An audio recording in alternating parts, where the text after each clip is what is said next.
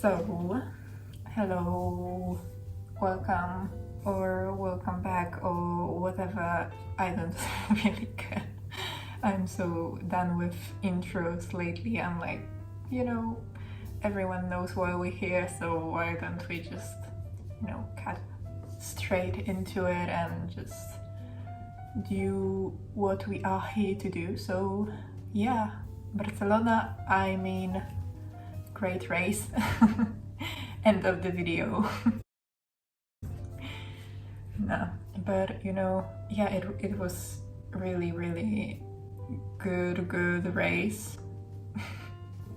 And it is weird to say that, imagine if we were talking about how great Barcelona was a year or 2 or 5 years ago. Just crazy.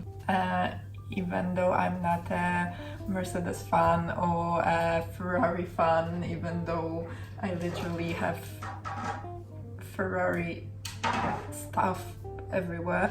but I think that it has been a really nice race and literally just what we needed to keep this championship alive. So I'm going to start doing my makeup and stuff. I think I'm going to go into oranges and yellows. I don't know, but when I think of Barcelona, I think of orange and yellow. I don't know why. My notes from the race, and I actually kind of enjoyed doing them. I wasn't very strict with keeping up what happened at what lap and everything. I just a little bit all over the place. But obviously we're starting from the beginning. It's not that chaotic. Starting from the first lap, it was actually enjoyable. Obviously the biggest story was Kevin. I don't want to say driving into Lewis or crashing into Lewis, because it was deemed to be a racing incident and it was the first lap. And probably you can put some of the blame on Lewis too, but watching on board, I think that it was mostly Kevin's fault. But I guess that when it comes to first lap incidents, you can't really, you can, and stewards have awarded penalties in the past for first lap incidents, but you can be a little bit more lenient towards it, and I understand that, so I'm not going to say that it was Kevin's fault. Obviously it made the start a little bit more interesting. But it's not like it was the only thing that made it so yeah, it's not the only thing that made the start of the race enjoyable, even if it didn't happen. There was a lot of things that were going on, Carlos had a bad start, or bad. I don't mean to be mean to him, but it wasn't great. Obviously George jumped straight up and was all of a sudden in P3 and everything, so there were lots and lots of fights. Actually, I feel, there weren't a fight between Max and Charles, and maybe that was a little bit disappointing, because even when they were showing before the race, from last year, how Max took lead from Lewis at the race start, and they just were battling it out, and Max had his elbows out and everything. I feel like this year it's much different, specifically probably because of Max's approach, because it has changed definitely. But yeah, even though we did not see anything particularly amazing from the top two, I still think that it was really enjoyable. Through the midfield, there were people making gains, and it was just super enjoyable to watch. And Lewis crashing with K-Mac, I was surprised to see that they actually, it wasn't that serious and dramatic. I thought that when they were not showing Kevin getting out of the gravel, they were just showing the rest of the field, that probably he'll get stranded, and you know, the safety car and everything will be deployed, and that's how it will end. But he did manage to get out, so good for him. I mean, what is a little bit surprising, I guess, is how much pace over every freaking body else Max and Charles have. Like every single race, they just somehow get into the first and second position and just drive away. Then going with my chaotic notes, I noted, you know, Esteban's pace. I mean, Alpine's pace in general has been incredible. Like, we'll talk about Fernando a little bit later because his drive was amazing, but like Esteban's was amazing as well. It was like crazy, especially at the beginning when he was just pulling overtakes one after another, and I was like so surprised. I don't know why they didn't excel in this qualifying. I feel like their pace is a little bit all over the place. Sometimes they nail quali, like in Australia with Fernando, and then the race pace is just not there, and sometimes it's the other way around, and there's really no rhyme or reason in that, and it just, I don't know, they probably will need to work on that, because that's not how you score the points really, or win races and championships. But I don't want to be negative about that, because obviously they had an amazing weekend, and with both Esteban and Fernando, which isn't that, I don't know, common, like especially with Fernando, and like he had been so unlucky so far. So coming to Fernando, I talked a little bit about him already, but his overtake on Seb, it was just so good. I was so enjoying that, so brave. I feel like, I don't know, I may be a little bit unfair, like maybe it's just the ageism. I don't know how you say that, but maybe I'm being unfair towards Fernando especially, and maybe a little bit towards Seb, because they are not the you know, young guns in Formula 1, so I'm not expecting them to pull out some crazy brave overtakes, but actually they often do, so I need to give them credit for that. And Fernando's overtake on Seb at the beginning of the race was just stunning, like I cannot stress this enough. And then the Carlito pan into the gravel, and I could not believe that, because, you know, I guess it wasn't necessarily his fault. Like, I then later, you know, when Max got, like, basically had the same thing happen to him, and the same thing happened to Charles and quali, I guess it's not necessarily their fault, maybe it's mostly the wind. But I always tend to think that with things like that happening, you can say that, you know, it's not their fault, they got unlucky, but what people will remember and what, you know, the record will tell, and what the history of Formula 1 will say, is that he, you know, started P3 and finished P4, and in 10 or 20 years time nobody will remember that it's because of the wind in this turn and it wasn't his fault. So after the run of mistakes and sometimes just being unlucky so far, I feel like for Carlos it is just a really not the greatest thing to happen, and I think that he's aware that people will not and do not cut him any slack.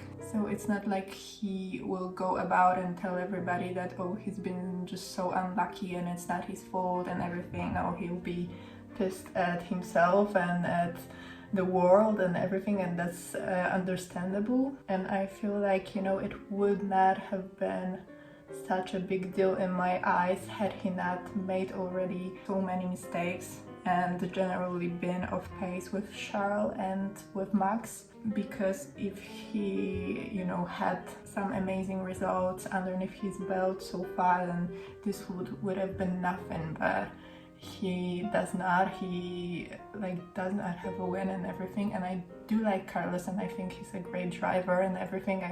I'm not out here trying to come for him and say that he does not deserve that seat or anything like that, but I feel like he'll be pissed with what happened, and yeah, I do feel bad for him, but at the same time there were some mistakes that just shouldn't have been made.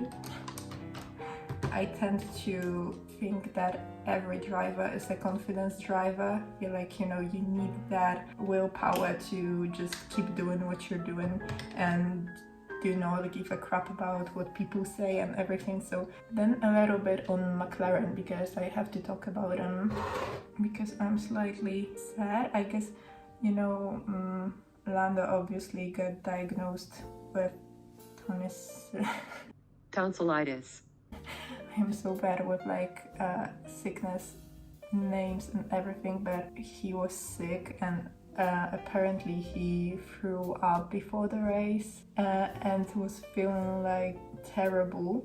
So I feel like this put a little bit of a different light on his performance, like, you know, finishing inside the points even if he started P11. Like, it's on paper not that impressive. It's definitely not the kind of drive that Fernando or Esteban had, but it's still mad impressive that, you know, feeling terrible and sick, he still managed to even race the whole race in these conditions, in this weather and this heat.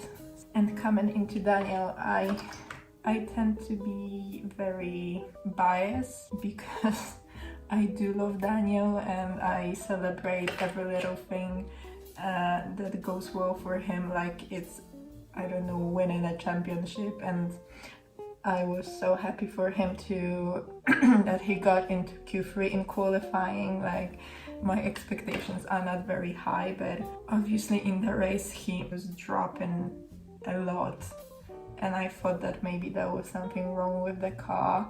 And he said in an interview that he was hoping there was something wrong with the car as well, but they did not find anything, and there is just no justification really for his performance other than him just not delivering really. He said he was not comfortable on any of the tires, and I mean that McLaren, we all know it's not the best car, and it's maybe not even the best in the midfield or like the best of the rest or anything like that, but I feel like points were definitely on the table for Daniel, especially starting within top 10.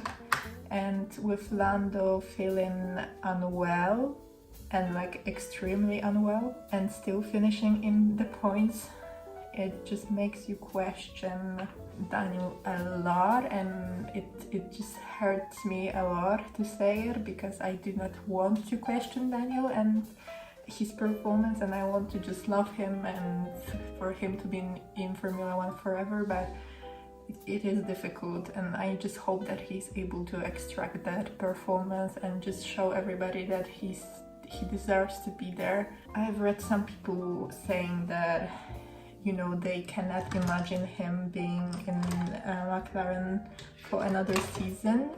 I don't know how that works because I'm pretty sure he does have a contract for next year as well. I think that he signed a 3 years contract, and I'm not really sure how much of a freedom team has to just, you know, eat a driver when they do not perform well. I can imagine them just, you know, like resigning his contract and everything and just dropping him like it's nothing. I don't know, it's not Nicolas Latifi level or must have been level bad that you can clearly see that they should not be where they are in Formula One. And coming back to like being unlucky, I feel like Max this race, especially like at the beginning and in the middle after he spun into the gravel and when the DRS was not working, that was like so unlucky and kind of unbelievable that in Formula One, which is like, you know, pinnacle of motorsport, something like that can happen. Just a piece of machinery which is so crucial in this sport, that just does not work. Like it's just, I find it hard to believe that this really happened. And it happened last year, and they had some troubles with the DRS in the past, but like he's fighting for the championship, and these are the things that will deny him that. It's just, I don't know, so unfair, I feel like. But at the end of the day, he did finish first. And then obviously Charles drove into the distance, and we did not see him at all until the first pit stop. And I was just thinking, you know, we won't see Charles at all this race. He will just have this lonely drive at the front, like they obviously have it in the bag, with Max spinning into that gravel. Charles was well on his way to just easily win this race. But I thought it was fine, because we did get a fight with George and with Max and Checo in the mix as well later. But I have to say that I am so impressed with George, like just the way he driven this race and every single race this season, outperforming Lewis. And obviously Lewis has been unlucky, but then again, this is not what the history books will tell and what people will remember. What people will remember is that George is the only driver to finish inside the top 5 every single race, and you cannot do anything about that. That battle between George and Max was just so stunning. This is literally what I've been missing this season. I mean, we had Max and Charles battling it out for like the first 2 races, but then literally the reliability kicked in, and there were just so many things that prevented them from battling one by one. So yeah, I really missed just having those dramatic battles. So watching George and Max having their battle, it was just so amazing. Kept me on the edge of the seat, even though it was not for the lead, but I felt like as if it was, because it was just so dramatic, I guess. And let's just say a word for Nicolas Latifi, because I said that he does not deserve his place in Formula One, because I think there are drivers who deserve it more, but to be fair to him, he did finish ahead of Albon. I feel like for the entirety of race he had been ahead of him, and I did not hear anything about Alex's car having some issue or anything like that. So then Checo, yeah, his race was also really good. I feel like he got really feisty, and like with Max's DRS not working, he was just like, you know, so confident. Let me through and I will get it done. You do not need Max. And I think that it was really nice to see from Checo that his confidence was just super high, and I love that. Yeah, and going into Charles with his engine losing power is just, I could not believe that. It felt a little bit like a fever dream. So surprised, but I am a firm believer that everything in life is balanced, and if you get unlucky, then there comes a time where you will get lucky, and the other way around too. Red Bulls having so much issues and bad luck, as I was just, you know, waiting for the same thing to happen to Ferrari, and it did. So not to say that, you know, I can predict the future or anything like that, but I can't say that I was particularly sad. I mean, I was sorry for him, because obviously he did nothing wrong. I feel like I was happy for the sake of the title fight, because it meant, you know, he won't score any points, and that would give Max a fighting chance, and that is what I, as a mostly neutral but I guess a little bit towards Red Bull fan want, like a really close battle. I do not want any of them to really have a huge points advantage and just be able to comfortably lead for the entirety of the season. And then, you know, George was leading the Grand Prix, which was like crazy, and honestly I would not mind him getting that win. Like, Mercedes obviously is not there right now and probably won't be there for a long time to come, but like, had he somehow, because of anything, won that race, I wouldn't mind really. I would be kind of happy for him.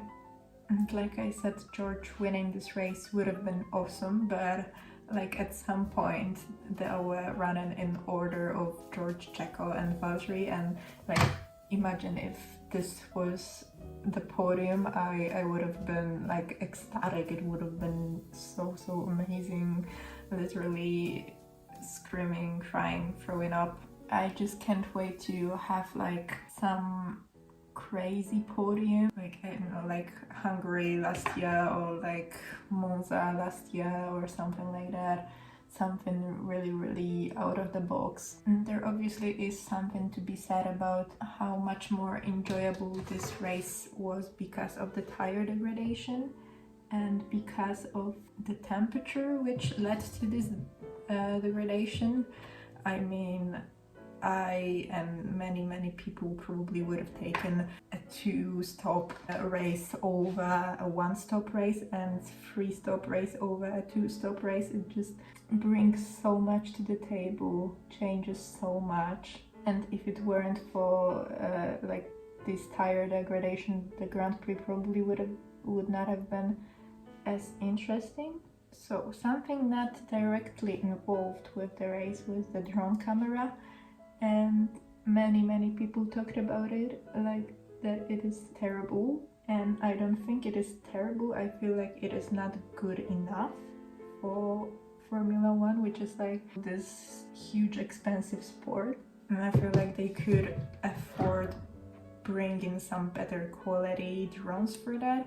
I guess it would be a good substitution for the helicopter. It just felt like watching a police chase with that hectic camera all over the place and not just a sporting event. So yeah, a lot of work for Formula One on that. The thing that comes with having good and hectic races, I feel like, is having a lot of drivers of the day.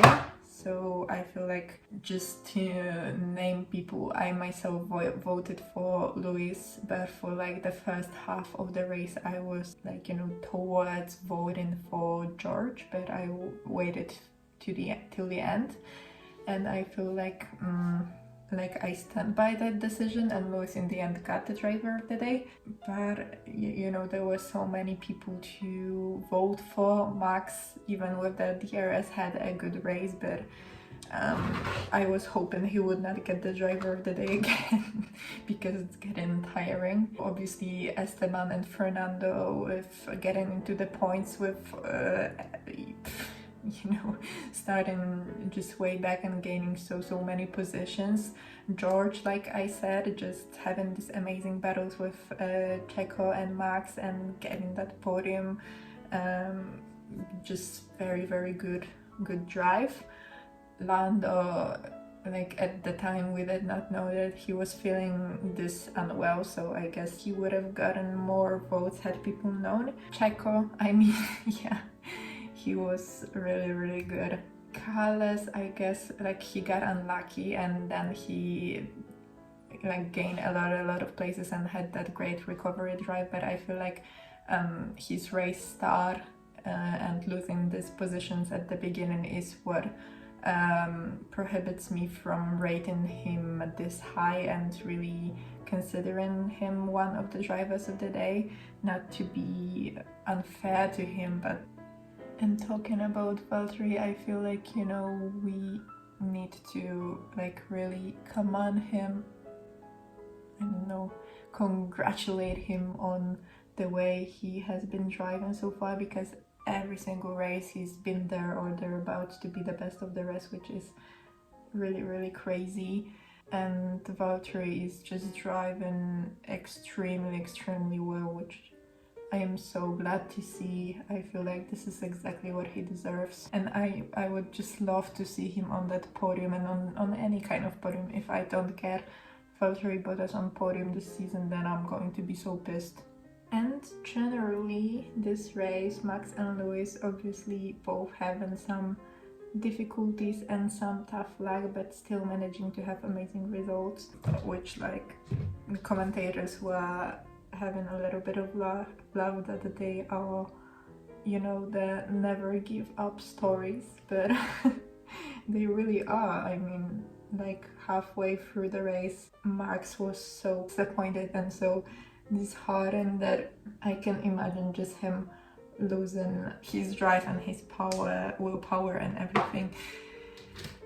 But at the end of the day, he pushed through it and finished first. And Lewis, you know, getting so disappointed and resigned that he just wanted to, you know, call it a day and just retire and get it over with. But he still managed to have an amazing drive, amazing result, and be a driver of the day, so that's just inspiring.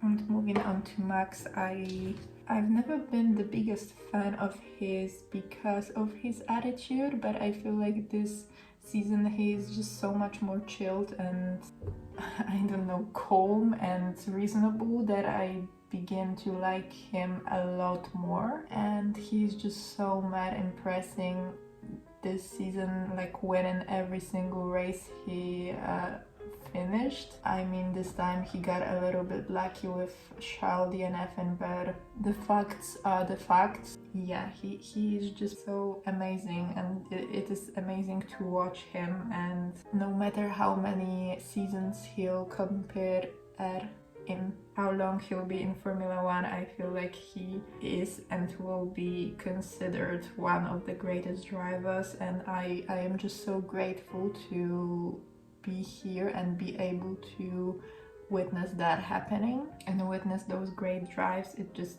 I feel like I might be a little bit dramatic, but it's just really how I feel. Then coming into a little bit of the smaller stories, I feel like there has to be something said about Yuki outperforming Pierre. I feel like I'm pretty sure in both quali and race, and I think that Pierre missed a lot of running in the practice, but at the same time it's a track that everybody knows super well, so it's not that, I don't know, this big of a deal. And Yuki in general this season is just performing so much better than last season, and obviously last season was his rookie season, so it's the only reasonable thing to be happening. But there were so many questions about it, if he deserves this seat and if he deserves that second chance that he got with signing a contract for another season.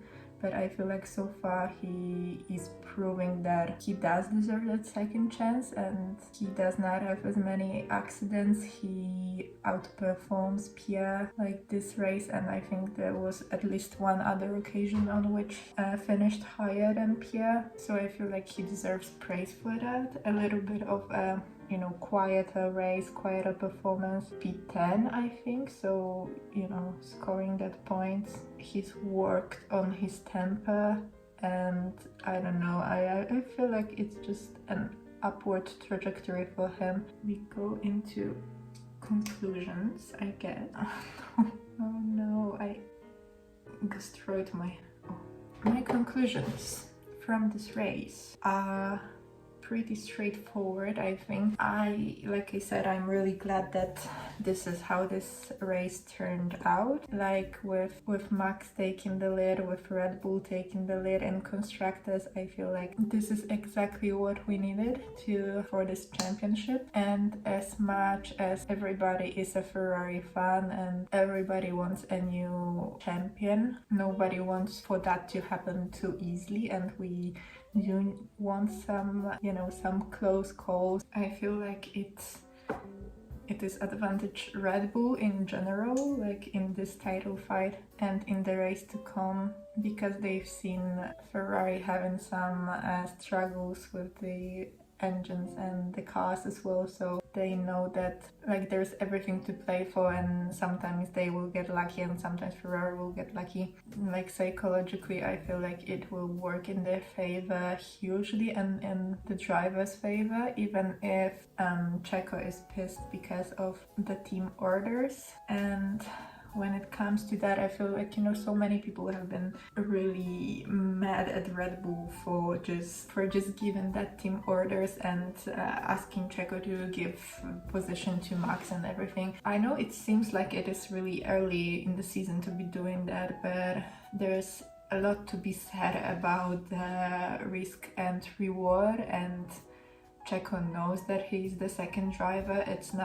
I feel like it's a different situation than with Lewis and Valtteri, because I feel like they were never actually admitting that Valtteri was the second driver, and I feel like it wasn't quite fair to him because they still referred to him, and when people would ask them, they would never openly admit that, but they would still treat them as such. And I feel like this was really just hard on Valtteri, because it is just like keeping up that illusion, but then your actions do not support that at all. So like if I were Valtteri, I would have felt cheated on a lot. So I do like more the way Red Bull is more open about it and about everything. Like they do not try to hide that and be like, no, we don't have a number one driver.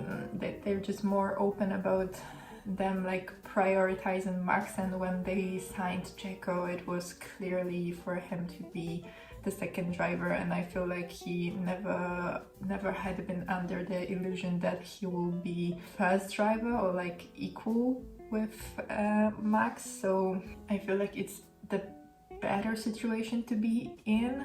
Do I feel like Checo did not deserve to have a chance of winning this race, or he does not deserve to be treated as well as Max? No, but at the same time, he knew what he was getting into, and he has an amazing opportunity in the team that he's in to have amazing drives and to keep his career alive, and I feel like that's something that he is and should be grateful for. And also, should they allow them to race each other for the win? Maybe, but as easy as it sounds and as fair as it sounds, you are risking like lots and lots of things to go wrong, even if they give themselves the space and are respectful towards each other, because Checo never gave them a reason to doubt that he'll be respectful towards Max and do something stupid. But still, I feel like sometimes you just get unlucky, you just lose it a little bit, you make a tiny little mistakes, obviously not on purpose, and you end up crashing into somebody you are racing with. And if it happens to be your teammate, then the team scores a whole 0 points, and it is just the worst possible thing to happen. And even if it's not on purpose, or it's not because they are racing aggressively, it is just it is just a possibility that it could happen, and that is a lot to risk, in my opinion. So even if it is, it's not the final races of the season where you absolutely need to prioritize the driver that is fighting for the championship, but I feel like in this fight, like they have been so far back from Charles, and they really had to regain that gap and that lead in the championship.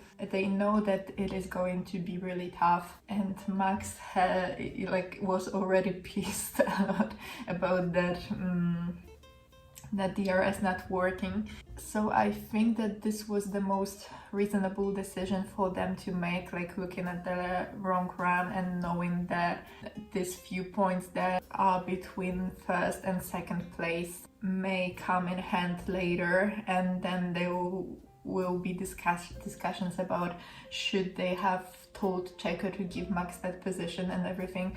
So if something happened between them, then it would have been even worse, and it just would have been terrible, honestly. And I feel like Max obviously was on a different strategy and would have gained that place anyway, so it might have been a little bit unfair on Checo, but this is his role, and I feel like he knows that, and he's not that petty to be super angry about it and to, you know, carry that anger into the future races and do anything stupid and not listen to the team anymore or anything like that. So I don't know, I feel like it probably wasn't the most fair thing to do, but it's sport that is not always fair, to be honest, and you need to accept that. If you are Max Verstappen's teammate and he's fighting for the championship, then obviously you are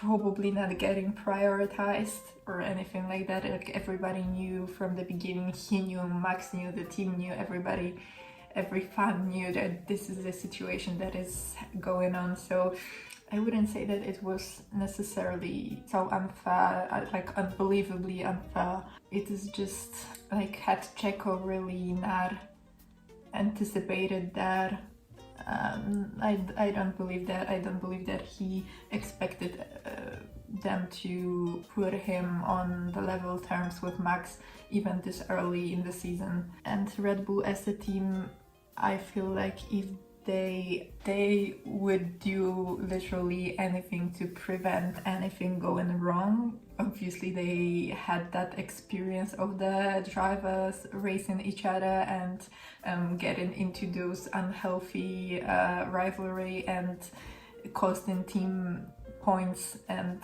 results. So, and this is title fight. You cannot just go about and telling your drivers, yeah, let's race it out, we'll give you a free hand to do whatever you want, and you just roll with it. I don't know, I don't mean to sound like I am being unfair to Checo or I'm trying to deny him the possibility of doing what he's supposed to do, which is race, but this is a sport which focuses just as much on the skill and the driving as on the strategy and prioritizing drivers and things and races and everything. So it is really like a game of chess, and I feel like you cannot go about it just doing what is necessarily the most fair thing to do. You just have to be a little bit tough sometimes and just do what is the best in the long run, as brutal as and as unfair as it is. So yeah, I'm not like being pissed at people for being angry with Red Bull, but I feel like they're not being necessarily reasonable about it.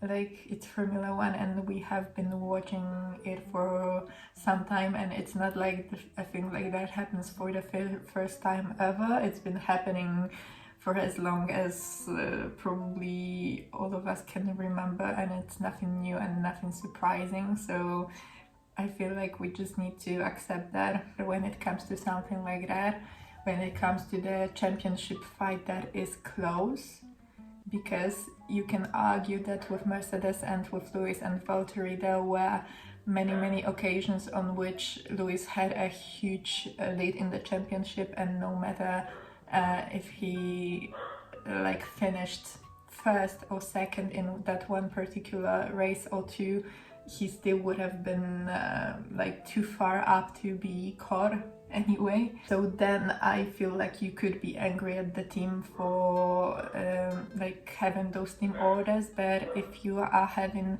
those two drivers, number one and number two, and number one is literally fighting in a championship that is super close, then you cannot be angry at team for prioritizing him and just you know, making sure that nothing bad happens to him, because this is your driver, your chance to get those wins, get those championships and everything. So yeah, I'm just like trying my best to articulate it and not sound too harsh on unfair to Checo, because he is a great driver, and I feel like we as fans need to take those rose color glasses off and really see this sport for what it is, and it's not always fun and it's not always nice. So my dog is going crazy.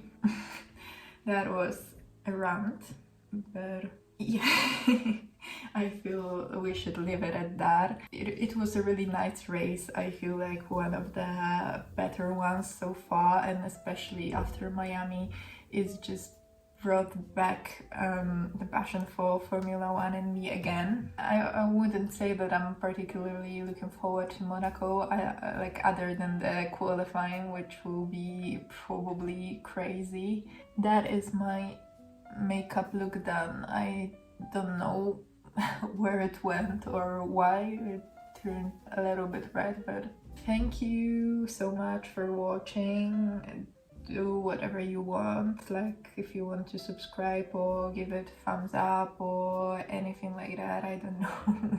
I will see you, I don't know when, probably after Monaco, but I don't know if there will be that much to talk about. Maybe if something crazy happens at quali, then maybe that's what I would want to talk about. But yeah, if you want to, you can let me know what you thought about this race, and if you think that I am right or wrong. Thank you